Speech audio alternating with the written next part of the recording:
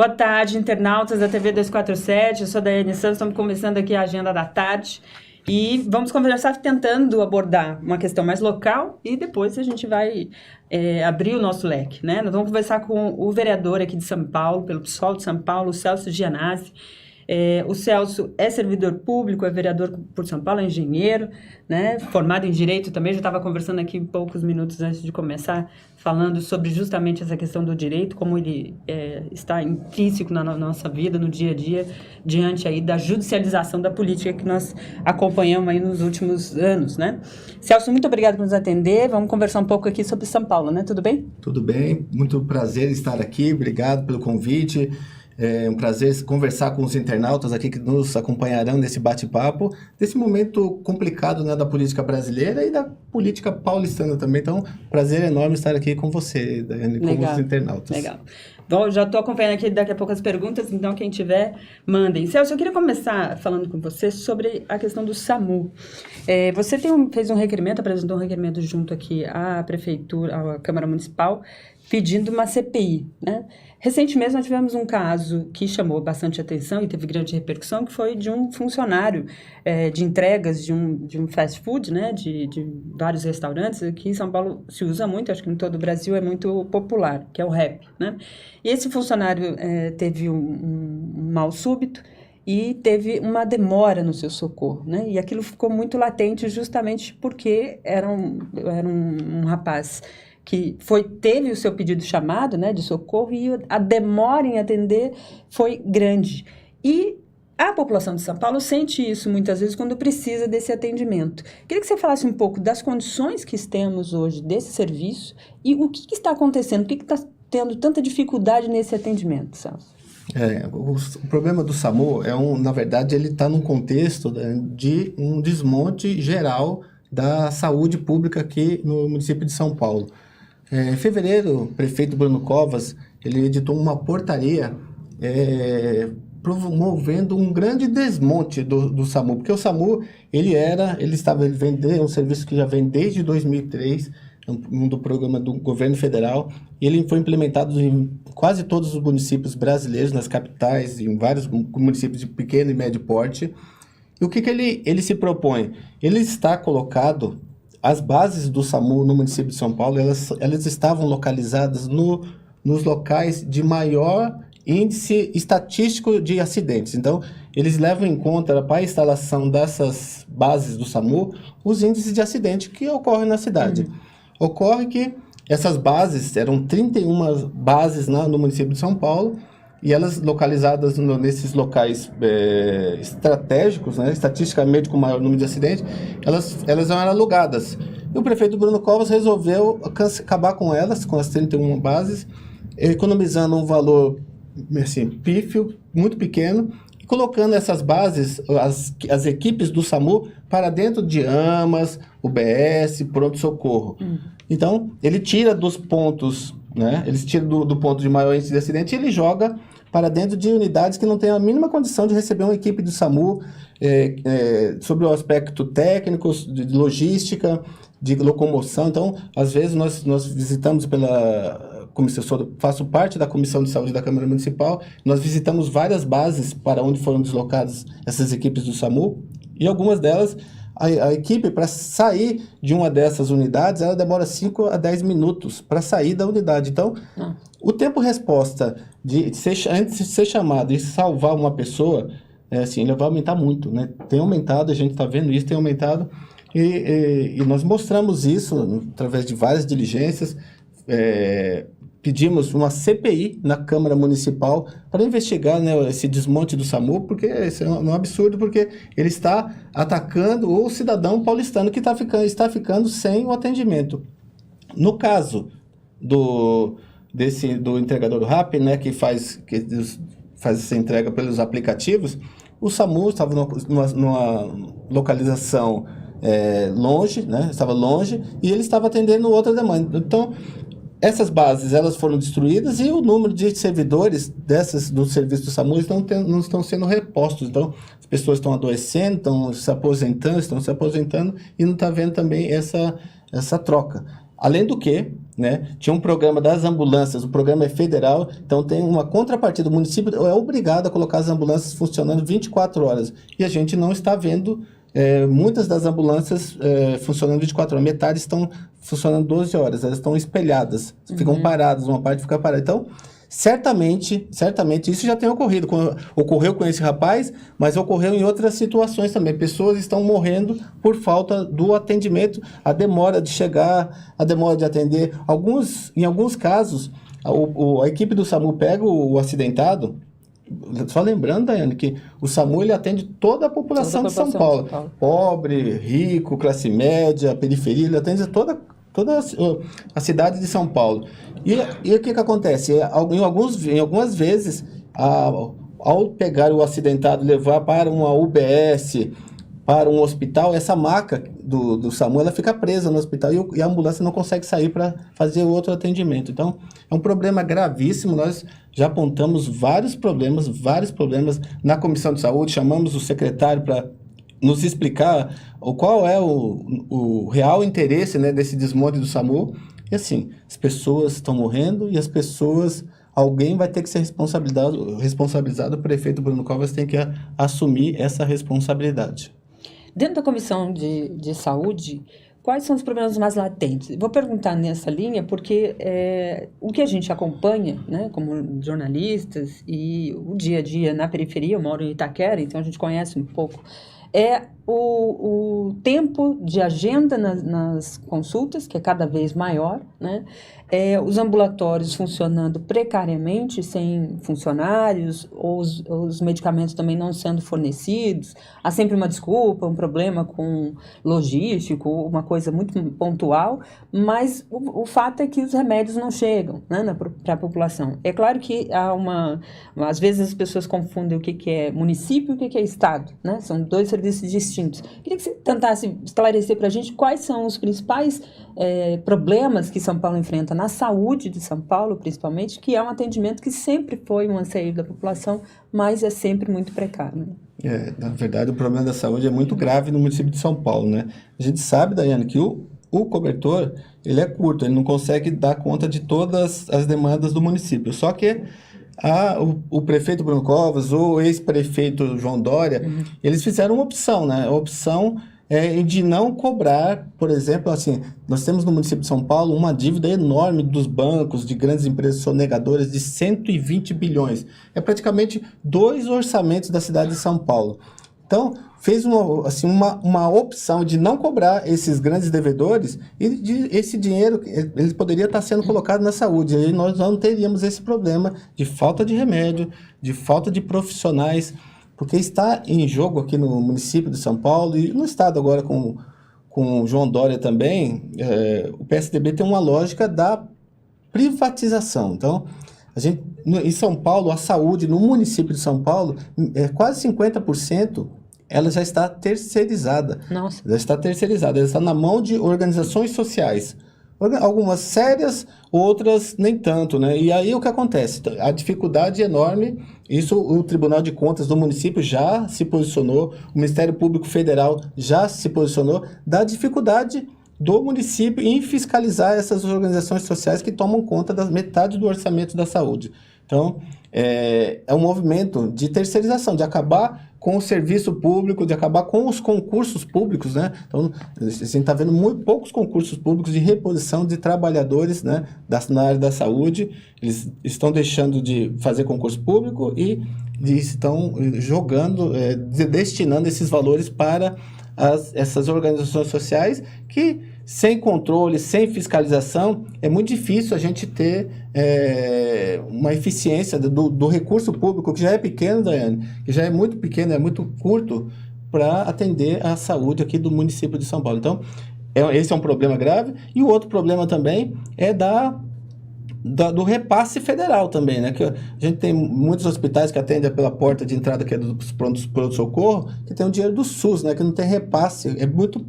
O valor aqui trazido aqui para o município de São Paulo é muito baixo. Então, tanto o prefeito Bruno Covas, o governador João Dória, eles têm que fazer esse embate lá em Brasília e trazer esse recurso aqui para São Paulo, que, assim, o valor é irrisório.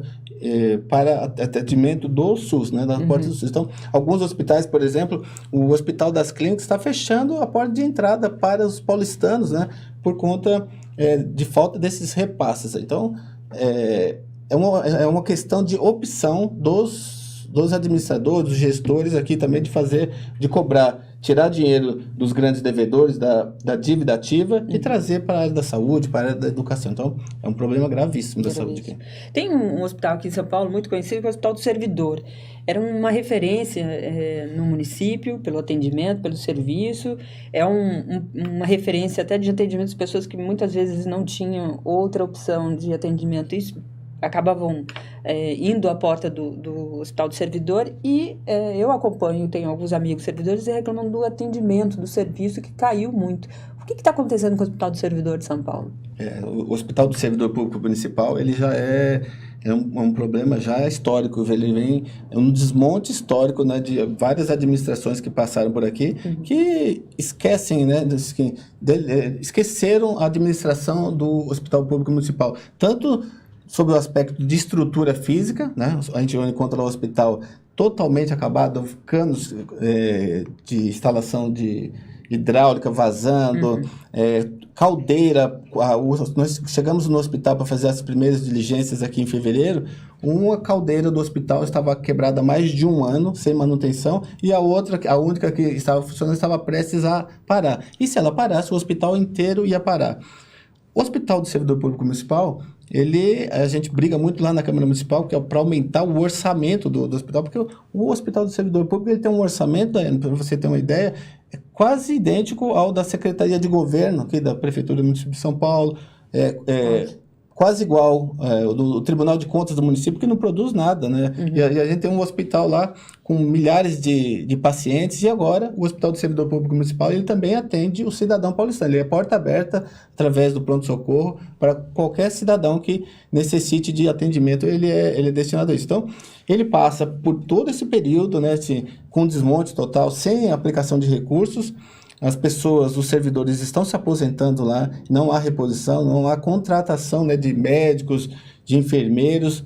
Então, a gente vive nesse problema. E tem a referência que as pessoas tinham lá atrás, que ele é um hospital realmente, os profissionais são excelentes, né?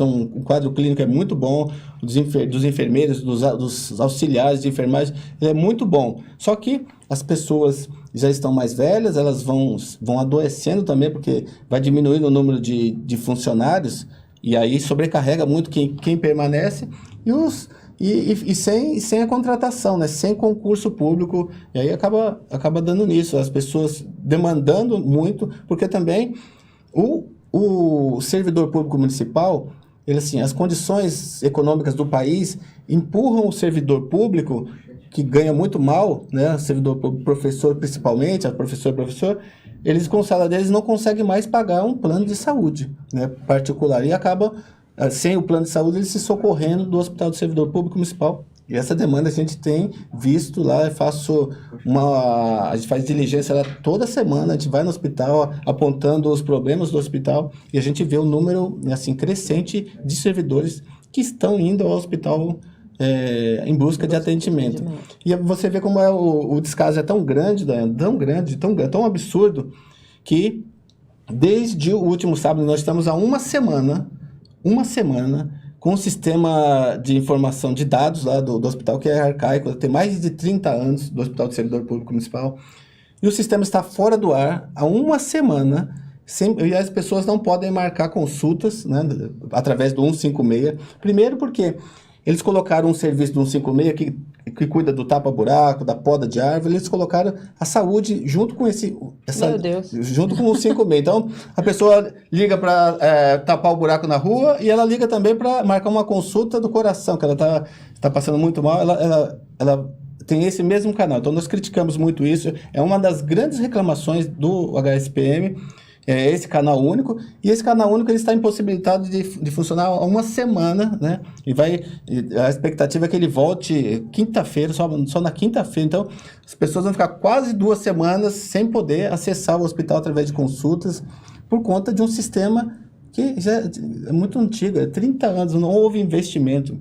Então, largaram o hospital, abandonaram o hospital por muito tempo. Então, para a gente esquecer o número mesmo, né? Para a gente não usar. Para a gente não usar, entendeu? Então, como é complicado. Então, lá também, agora na LDO, nós fizemos uma emenda para aumentar o orçamento do HSPM, né, do hospital, que precisa urgentemente de recursos ali.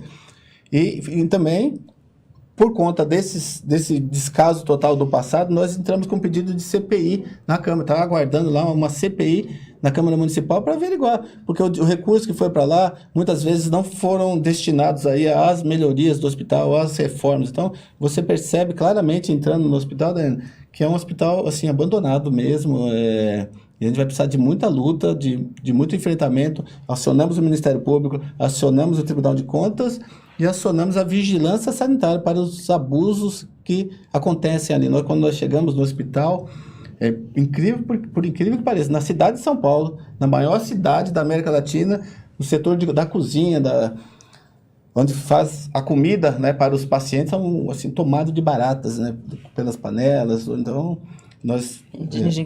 Indignado. Causa indignação total esse abandono que eles deixaram no hospital. Então, a gente está fazendo esse trabalho lá de conscientização das pessoas, de mostrar para a população o que de fato ocorria ali e cobrando mais investimentos para o hospital.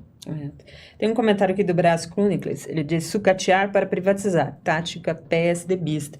Lembra aqui. Essa tese da privatização, do Estado mínimo, né, foi muito propagandeada pelo então prefeito João Dória, candidato na época, né, e depois como prefeito, dizendo que fazia uma gestão, que ele não era político, ele era um gestor e que ia trazer toda a sua experiência empresarial para implantar na Prefeitura de São Paulo.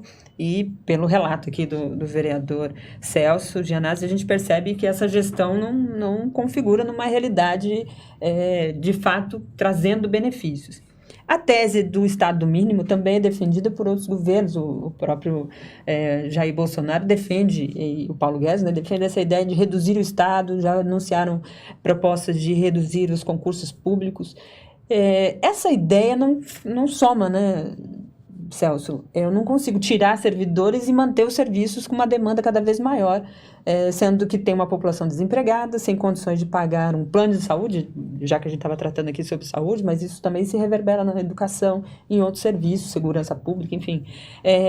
Essa ideia de Estado mínimo, como é que a Câmara e particularmente os vereadores da oposição têm atuado para tentar enfrentar essa situação e essa tese que durante muito tempo, pelo menos nos últimos 4 anos, ficou muito latente na cabeça das pessoas que também não tinham um resultado muito positivo anteriormente. As pessoas têm necessidades, né? A fome, a saúde, elas são necessidades emergenciais e às vezes elas querem resultado rápido, né? Exatamente, e é verdade mesmo, Daniela. Existe uma lógica, né? A gente percebe claramente como que se faz a privatização, mostrar que a privatização é um caminho possível, um caminho factível para essa gestão do PSDB que se encontra aí. Eles primeiro, em vários segmentos, a gente vê isso nos parques, né, na privatização dos parques, na área da saúde, eles precarizam, eles deixam abandonado para a população sentir que aquilo lá está se definhando, né, não há um serviço público de qualidade. Aí depois, vendo aquela condição, aí eles fazem o projeto da terceirização, da privatização, entregam para a iniciativa privada, e a iniciativa privada vem com a melhoria de terra arrasada, encontra uma terra arrasada, e tem uma melhoria, e a população fica com a sensação de que realmente a privatização funciona, a privatização dos parques funciona, da saúde funciona, dos pedágios funciona. Então, na verdade, é uma grande mentira, né? Eles têm um Estado mínimo, Daiane, e para os internautas também que nos assistem aqui, o Estado mínimo para a população, mas ele é um Estado de entrega para os empresários, né? Quem cuida, quem vai pegar esses serviços públicos, a zeladoria dos parques, o serviço de saúde, as OS, os pedágios, são empresas que visam o lucro. Então, o Estado mínimo, não existe essa conta não fecha desse jeito. Ó. Eu tiro do Estado com servidores públicos aqui, que prestam serviço, que tem um histórico, eu dou para uma empresa que visa o lucro. Então, o serviço público em si, ele sai muito mais caro, né? A gente tem um maior gasto, né, um dispêndio, e vai ter um serviço privatizado, com alguém que está visando lucro. E no caso da saúde, isso é muito grave, né? Porque você perde, dentro de um hospital do servidor público, por exemplo, você perde o histórico das pessoas que acompanham os pacientes, acompanham o histórico, né, das enfermidades dos pacientes, né? E isso é muito complicado. Você perde toda uma questão de política pública envolvida na prestação de serviço de saúde. Então, é uma lógica assim, muito perversa, né, de entregar o Estado à iniciativa privada. Quem defende o Estado mínimo para a população e um Estado preferencial para os empresários que têm lucro, né? A Sofia, ela pergunta aqui, Celso, quais são as pautas da direita neste momento aqui no município de São Paulo? Eu acho que essa privatização do Estado mínimo já é uma delas, né? É uma delas. Na Câmara Municipal, o prefeito Bruno Covas, ele tem uma imensa maioria. Nos últimos projetos aí, as pessoas podem acompanhar. Houve agora a privatização do AMB, né, tentativa de privatização do AMB, Pacaembu, Interlagos, Autódromo de Interlagos, e a base do prefeito Bruno Covas, ele tem uma ampla base ali que é favorável, né? Os partidos mais do campo da direita, eles são favoráveis a essa entrega do patrimônio público mesmo, né? Mesmo porque há um grande interesse de muitos parlamentares, né, do Brasil inteiro, né, de trazer o serviço público para a iniciativa privada, entregar à iniciativa privada esse controle do serviço público. Então, na Câmara Municipal não é diferente, né? E a gente faz esse enfrentamento diariamente ali, né, tentando mostrar para a população o que ela está perdendo. Na verdade, ela vai perder o patrimônio, né, no caso da privatização das vendas dos bens públicos, ela vai perder o bem público e ela vai perder o recurso também, porque o recurso ele vai mal aplicado, a gente perde tanto o recurso como o patrimônio. Então, são duas perdas. Duas perdas, a gente vai ficar sem nada no final das contas, né? É importante essa conta para a gente entender como é que a gente gosta muito de falar, né? As pessoas gostam de falar, não, eu pago imposto, eu tenho direitos.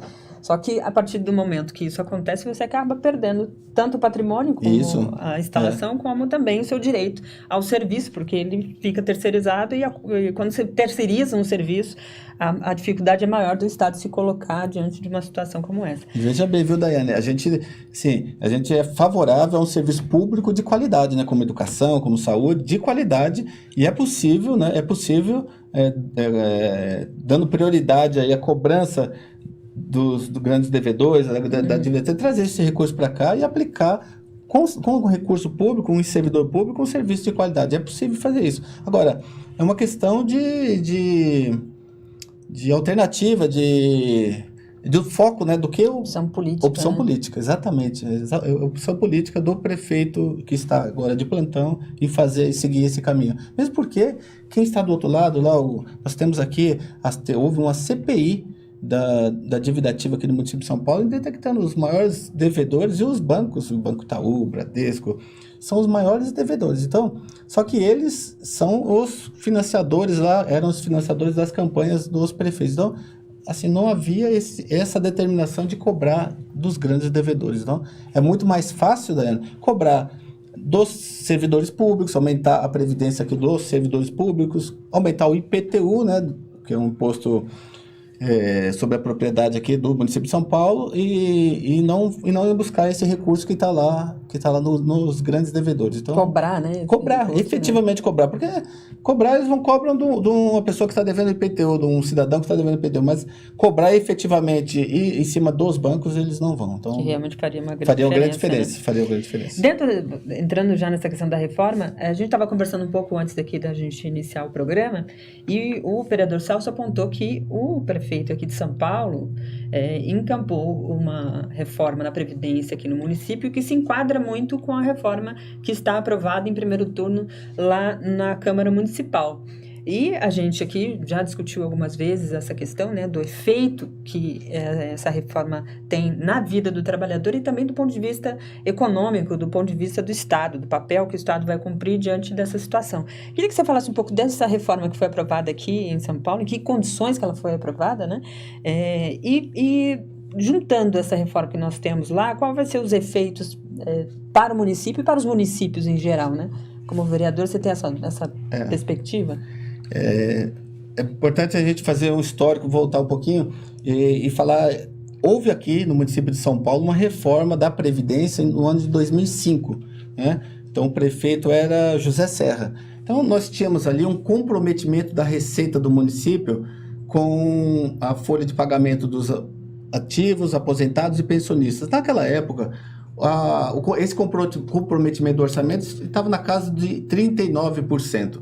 Houve o aumento da contribuição de 5% para 11% da Previdência Municipal e nós chegamos isso é 2005. Em 2018, 13 anos depois, lá naquela época, bem lembrado lá, naquela época o argumento era, se não fizéssemos a reforma em 2005, o município quebraria. Então essa reforma foi feita, passou de 5% para 11%, né? Os servidores começaram a pagar a sua previdência assim lá naquela época, e em 2018 o mesmo discurso foi aplicado, aumentando a alíquota de 11% para 14%. E o atual governador, na época ele é o prefeito João Dória, com esse projeto encaminhado à Câmara Municipal, ele não só previu um aumento de 11% para 14%, mas ele formou uma equipe aqui, com base num estudo da FEBRABAN, né? A FEBRABAN patrocinou um estudo aqui no município de São Paulo, né? A FEBRABAN ela é a federação dos bancos aqui do Brasil.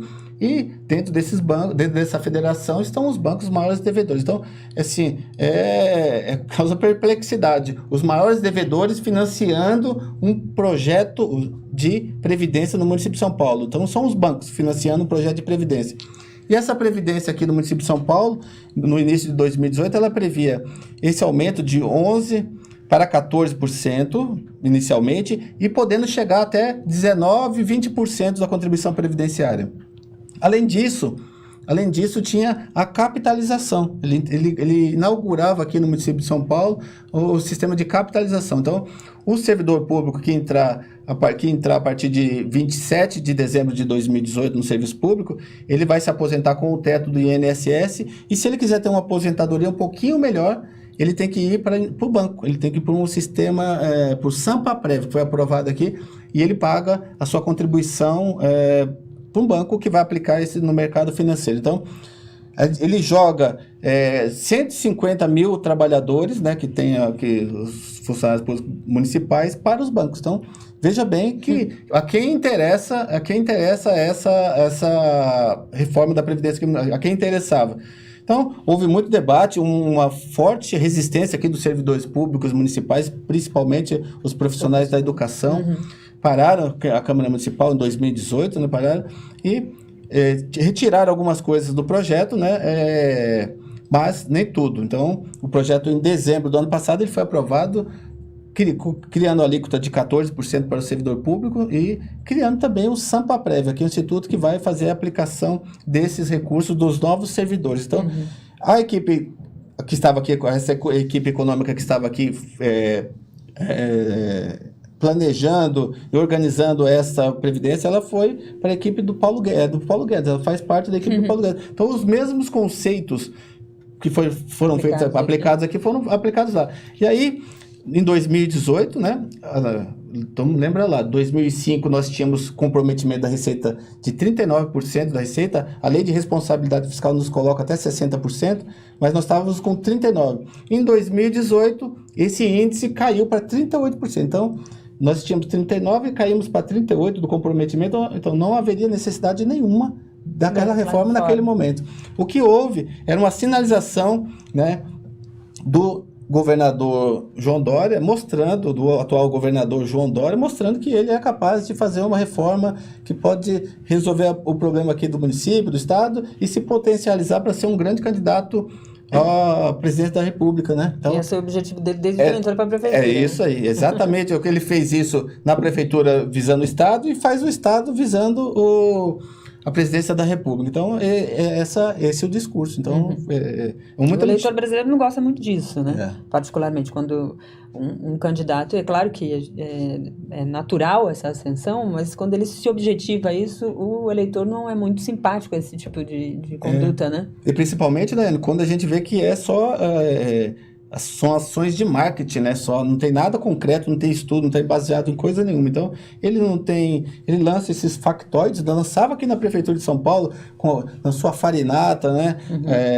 Acaba agora com o SAMU, No estado, no governo do estado, o João Dória, ele também lança os factoides aí na área da educação também, que não tem projeto nenhum, então ele faz essa cortina aí, ele criando uma nuvem para ele se candidatar aí à presidência. Então, só no marketing. E no marketing, e ele, assim, a gente percebe claramente que ele dá as cartas aqui no município de São Paulo. Ele é governador e continua dando as cartas aqui, dando determinações aqui para o prefeito Bruno Covas, que age como um auxiliar dele aqui no município de São Paulo. Uma cidade como São Paulo, isso é muito O porte triste, de São Paulo é impressionante. É um atraso, né? Vou ler aqui algumas perguntas dos nossos internautas. A Margarete Gaspar de Almeida está sempre aqui com a gente. Ela diz: Celso, é maravilhoso. Está nos ajudando muito com as questões do quadro de apoio do Sistema Municipal de Saúde. Eu acredito, SME, é isso? De educação. De educação. Então, Margarete aqui falando sobre a questão da educação. Tem um comentário aqui da Rosane Raduan. Vereador, fale um pouco sobre a causa animal, por favor. O senhor tem alguma atuação nessa questão, vereador? Temos. Então, falando da Margarete, do quadro de apoio, o quadro de apoio ele faz parte do quadro dos profissionais da educação e eles estão assim, sobrecarregados, eles foram esquecidos com o passar do tempo aqui nas políticas do município de São Paulo, e a gente tem alguns projetos com eles de resgatar, diminuir a jornada de trabalho deles, que eles são, assim, a carga é excessiva, são poucos profissionais, né, e as demandas na área da educação são gigantes, imensas, maiores, né? Cada vez maiores, e eles são sobrecarregados. O quadro de apoio é um quadro valorizadíssimo, assim, de grande valor, valorizadíssimo não, eles não são valorizados, mas são grandes profissionais. E a gente tem um projeto de redução da jornada de trabalho deles um pouco, para que eles possam respirar, para que eles possam atender as demandas da escola com mais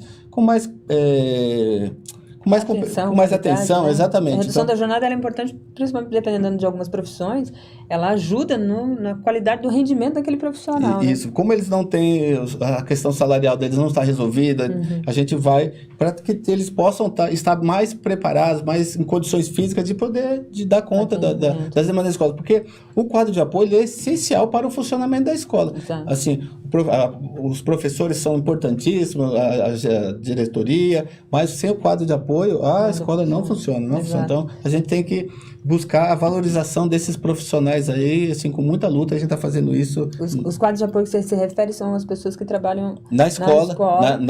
Na cozinha, etc, né? Exatamente. Essas pessoas, muitas vezes, é as que são guardadas na memória da gente, né? Quando a gente cresce, a gente lembra da tia da cozinha, do inspetor que fica na porta. E hoje o quadro de apoio, esse quadro de apoio, ele substitui, ele toma conta da classe. Exato. Enquanto o professor ou faltou, ou tem alguma outra atividade, ele interage muito dentro da escola. Então, ele é fundamental. Né? Ele é fundamental para o funcionamento da escola. Então, eles merecem uma atenção especial aqui do prefeito. A gente tem cobrado isso, tem projetos lá, tem cobrado isso do secretário da Educação também, para olhar para o quadro de apoio com mais atenção. As escolas municipais, durante muitos anos, eram consideradas as melhores, né, do ponto de vista dos serviços e tal.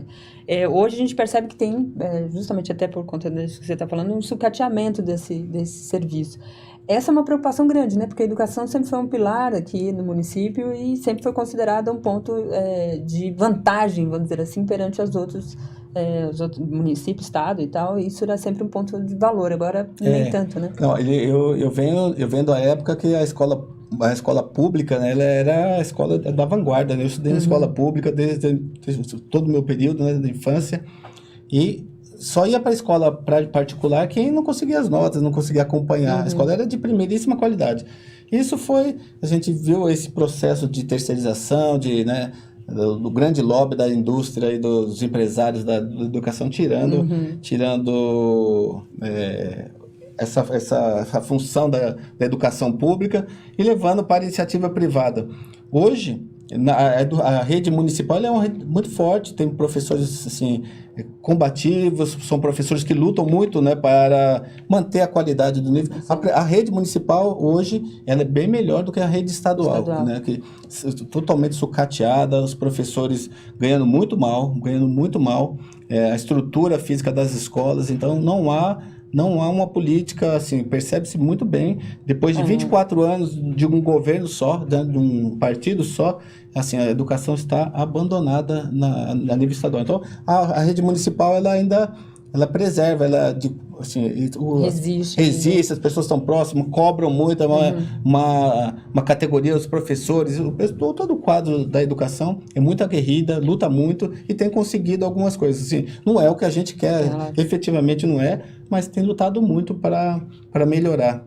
Essa questão do animal, né? A questão da pauta animal, assim, uma pauta muito sensível, São Paulo, a gente tem muitos animais abandonados, muitos. E muitos animais abandonados e animais, assim, tem um comércio de animais aí. Inclusive, nós protocolamos um projeto de lei na Câmara Municipal proibindo a venda de animais, né? A gente quer incentivar a doação de animais, não o comércio de animais. Então, a gente tem cativeiros aí que as pessoas criam os animais em condições precárias para vender, assim, facilitando o comércio, né? Assim, incentivando o comércio de animais. Isso a gente é contra. E esse projeto ele proíbe a venda de animais no município de São Paulo e incentiva a venda. Então, os animais hoje, eles estão presentes em muitas casas, muitas residências, eles são importantes, né? No convívio, na terapêutica. Desenvolvimento das crianças. Tem vários casos, né? A gente que mora sozinho, tem um gato, é importante. Um gato, um cachorro é muito importante. E é um atendimento muito caro, né? Veterinário você leva, às vezes, para tomar uma vacina, enfim, também há essa dificuldade, né? E é importante que a cidade tenha um olhar também para isso, né? Com certeza. Estão inseridos aí no contexto, né? Da vida, né? Da vida das pessoas aqui. Não pode, um prefeito ou um gestor, ele não pode esquecer isso, não pode não olhar para essa realidade, né, na cidade. Tem uma pergunta aqui da Sofia, vou botar o vereador na linha aqui. Aparentemente, Janaína Pascoal, Joyce serão candidatas para a eleição à prefeitura. Você acredita que há chance da direita ganhar novamente em São Paulo, vereador? Com essa situação toda, né? Ela é uma pergunta difícil, né?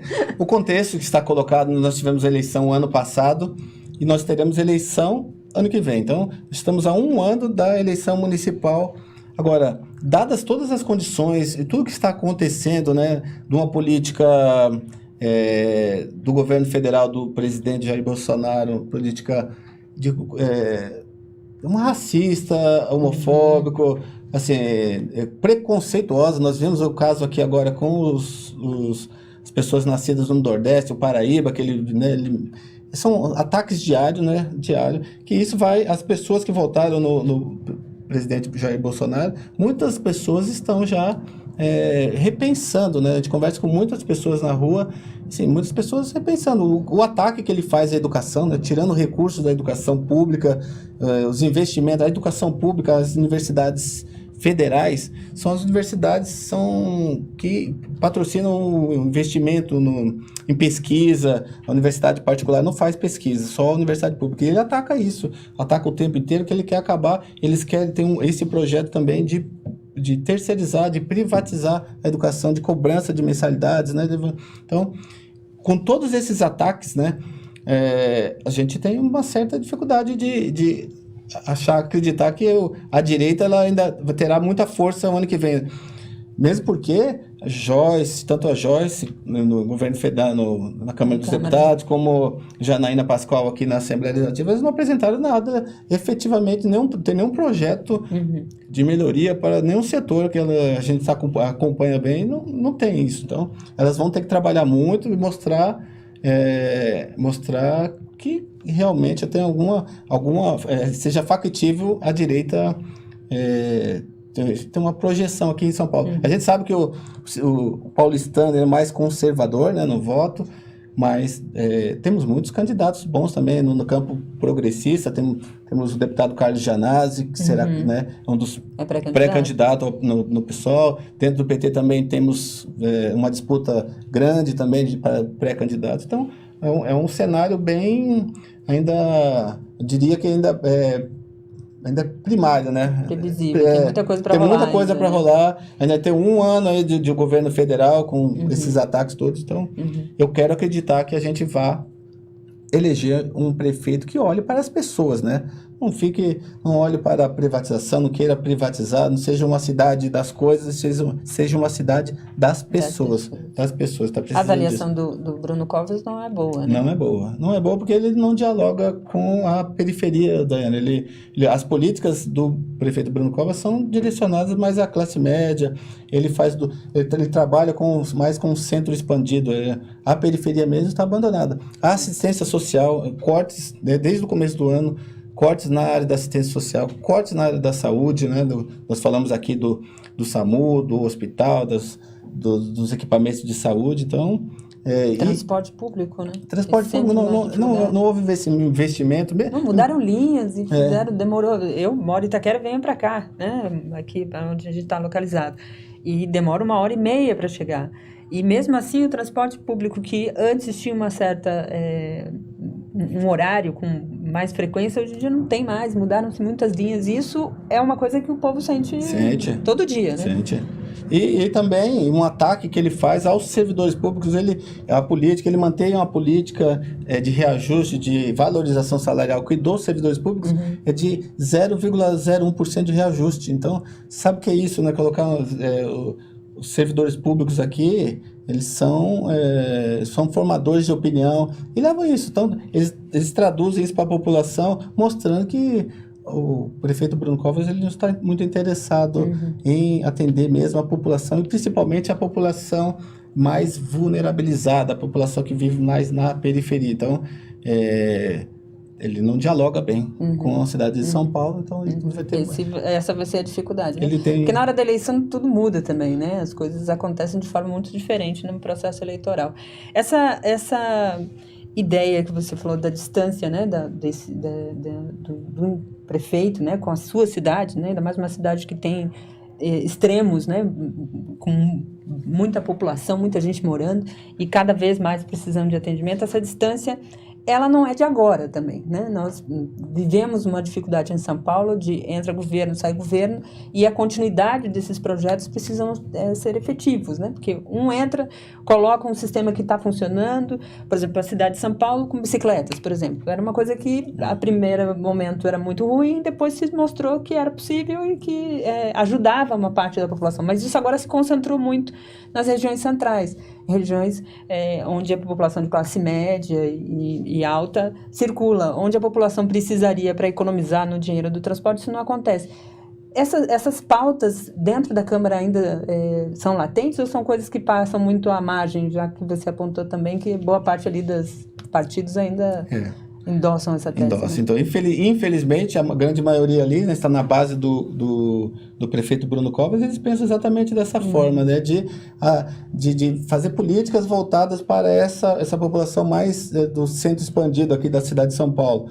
Porque quando a gente fala nos ataques, né, do prefeito Bruno Covas, quando ele corta, assim, a assistência social, todo mundo aqui que olha a cidade de São Paulo, você olha as pessoas, e tem gente passando fome aqui, viu, Daiane, em São Paulo. Exato, pode ser que o presidente Jair Bolsonaro, ele consiga enxergar, mas se ele vier para São Paulo e der uma caminhada aqui com a gente mostra para ele gente passando fome sim em São Paulo. E o prefeito Bruno Covas, ele também, ele cortou 200 milhões de reais da assistência social. É uma grande covardia, porque as pessoas atendidas pela assistência social no município de São Paulo são as mais carentes, as mais precarizadas, vulnerabilizadas, invisibilizadas. E ele faz esse ataque de números. Ele corta 200 milhões como ele corta de outro lugar, sabe? Não tem a sensibilidade, esse governo não tem a sensibilidade de olhar para as pessoas e ver que é impossível você cortar 200 milhões da assistência social. Vamos cortar de outro lugar. Vamos cortar do Tribunal de Contas do município, da Secretaria de Governo, da Câmara Municipal, mas não da assistência social. Então, quando ele faz isso, ele mostra exatamente que ele não tem essa sensibilidade. E a Câmara Municipal, muitos vereadores concordam com essa política, né? Tanto é que os projetos voltados nessa área, eles passam na Câmara Municipal porque ele tem essa maioria. Nós, da oposição, fazemos as obstruções, né, regimentais e fazemos os enfrentamentos, as lutas lá para brecar isso, mas o governo, como dialoga com a sua base ali, né, com cargos, né, e a coisa da política mesmo, ele acaba cooptando, né, assim, convencendo vários vereadores de que essa política é uma política certa, mas a gente tem certeza que isso vai se refletir no ano que vem. Né? Essa falta de diálogo com a periferia, com o sistema de transporte, que é o caos, a mobilidade urbana na periferia. Periferia não tem bicicleta, não tem ciclofaixa, não tem patinete, não se aplica ali, né, Daiane? Se aplica aqui, na Faria Lima, na Paulista. Então, é muito pouco, né? Para dialogar, falar de São Paulo e falar só dessas regiões aqui. São Paulo é muito maior. São Paulo é muito maior, os problemas são gigantes, né? E tem coisa aí para vir nessa questão das pontes, essas questões todas relacionadas à infraestrutura de São Paulo continua sendo um entrave, né? Não funciona. Né? Também, né? A manutenção desses equipamentos públicos aí, ao longo do tempo, eles ficaram abandonados, né? Não adianta também ficar construindo. Nós agora temos lá no Vale do Anhangabaú. É questão de prioridade mesmo. Nós temos lá uma reforma do Vale do Anhangabaú, né? Consumindo lá 80 milhões de reais do fundo imobiliário, mas tem outras prioridades aqui no centro de São Paulo que não, assim, o embelezamento do Vale do Anhangabaú. O prefeito Bruno Covas, ele lançou um projeto de meta, um programa de metas, 71 metas para São Paulo. A gente percebe bem, muito claramente ali, que ele destina grande parte dos recursos para o embelezamento da cidade. O que é o embelezamento da cidade? É o recapeamento, a pintura das faixas nas ruas, também nessa região mais centralizada. Então, a gente vai chegar no ano de 2020... É a velha política, né? É a velha política, exatamente. A gente vai chegar a uma cidade mais bonita, quem olha nos grandes bairros, na classe média, aqui vai ver uma cidade pintadinha, sem muito buraco, né? Mas isso não é uma prioridade. Maluf fazia isso. Maluf fazia isso com muita... Kassab fazia isso também. Entregava uma cidade muito bonita, sobre esse aspecto aqui. Sobre essa fachada, mas as franjas da cidade, Zona Leste, Extremo Sul, Extremo Norte, Oeste, totalmente abandonado. Então... o eleitor vai se demonstrar aí na eleição se ele ainda aceita esse tipo de demonstração, né, de velha política, que eles gostam de caracterizar como velha e nova, é por isso que a gente chamou automaticamente de velha política, porque são práticas que eles acusam os outros, né, e dizem que eles não fazem, mas aí quando o Celso traz aqui esses números, a gente vai vendo que é a mesma coisa, não muda nada. Eles mudam os nomes, né, como, Daiane, é como a reforma da Previdência. Eles colocam, a reforma que está acontecendo a nível federal, eles colocam como a nova Previdência, né? A nova Previdência, de nova não tem nada, né? Assim, é de manutenção de privilégios, né? Ataca lá os mais pobres. As pessoas não mais se aposentarão, elas precisarão trabalhar mais de 40 anos, Daiane. E a gente sabe que num país com 13 milhões de desempregados, é muito difícil uma pessoa conseguir 40 anos de contribuição, de carteira assinada, né? Num país que, com a reforma trabalhista, a gente sabe muito bem o que aconteceu aqui, precarizou demais as relações de trabalho. Então, ele vem esse discurso todo aí e a reforma passou, né, em primeira votação. E aí eu tenho até uma pergunta que pergunta do estado e do município. Talvez, né, assim, há um rumor lá de que o Senado colocará uma PEC inserindo os estados e os municípios, né, na reforma. Se eles não forem inseridos, cada estado, cada município terá que fazer a sua reforma local na Previdência. Então, essa reforma, do jeito que está sendo colocada lá também, ela acaba com a aposentadoria do Brasil, né, penalizando as pessoas mais fragilizadas aí também. É triste, vão ter muita luta aí. Eu queria agradecer a participação aqui do vereador Celso Gianazzi. Muito obrigada pelas suas contribuições aqui conosco.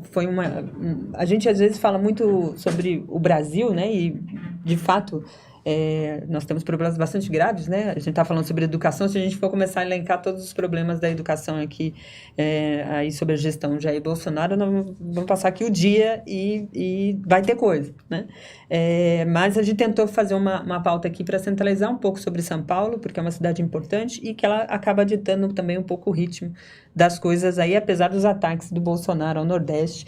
E a reação dos governadores também foi exemplar e acho que isso também vai se demonstrando um caminho de resistência positivo, né? As coisas vão se colocando nos seus devidos lugares. Celso, muito obrigada pela sua participação conosco. Agradeço aos nossos internautas suas considerações finais aqui conosco. Eu também agradeço muito o convite, né? E esse papo muito bom, porque a gente começa a vislumbrar um outro cenário, né? Quando a gente vai dialogando, vai discutindo e conscientizando as pessoas, Daiane, do que se apresenta, né? Fazendo essa discussão, levando para a periferia, mostrando o que está acontecendo de fato na cidade, então a gente cresce muito e as pessoas elas têm condições de exercer sua cidadania de uma forma mais crítica no processo eleitoral e durante todo o ano, né, na verdade. Então, agradeço também aos internautas que nos acionaram e fizeram as perguntas. Um grande abraço a todos, né?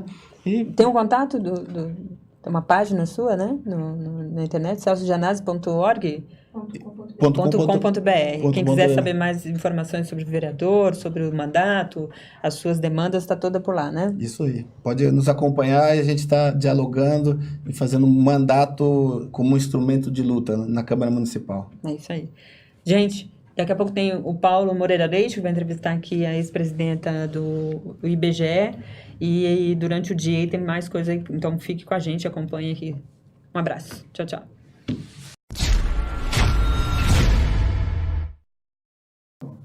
É só começar de novo, a gente corta depois. O Brasil viveu um golpe institucional em abril de 2016 e naquele momento a gente percebeu como que era importante o papel da imprensa alternativa, independente, para ajudar a repercutir as posições do movimento social brasileiro, dos partidos de esquerda e da intelectualidade crítica. Por isso, apoiar o Brasil 247, apoiar a mídia independente é fundamental. Então eu quero convidar a militância do PSOL, os simpatizantes do nosso partido, a fazer a sua assinatura solidária para ajudar esse veículo e outros veículos de comunicação alternativa, independentes, a seguirem comunicando e divulgando as nossas formas de ver o mundo.